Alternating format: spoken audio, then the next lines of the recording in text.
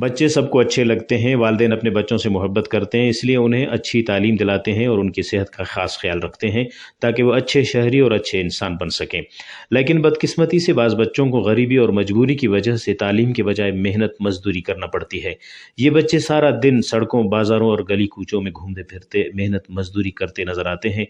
پھول جیسے بچے اخبار بیچتے ہوئے اور مزدوری کرتے ہوئے نظر آتے ہیں۔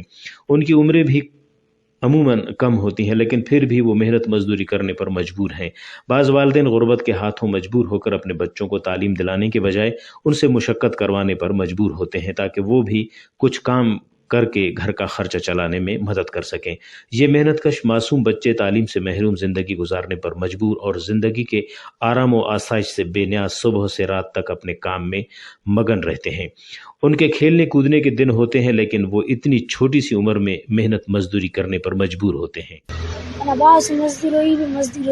پراٹی خرچہ فی دے خرچہ 100-150 ملے کن 100 ٹیم پیلی میں سے کبھی معذور ہو سر دا خزان اندنو معاشرے سے ہراڑن چونا کل گیر جاتا کارم کننگے ٹی وہ اکثر چونکا نوجوان کارم کننگے ٹی وہ پراٹی خرچہ اور باول عمر آئی کے تک ایمبو دن کے خرچہ تبو اور اندنو آرے کہ والد صاحبہ گفتا ریاڑی کیرے پورا تمپس گوڑا مجبوری انتنا خوانفین کپس اولادات رائی کیرے گیر جاتا سر اندہ وجہ کہ نن گورنمنٹ گزارش کینے کہ بھئی ننا انت نوجوان نسل نہ بدنا خیال تخے کہ نوکری دیتا۔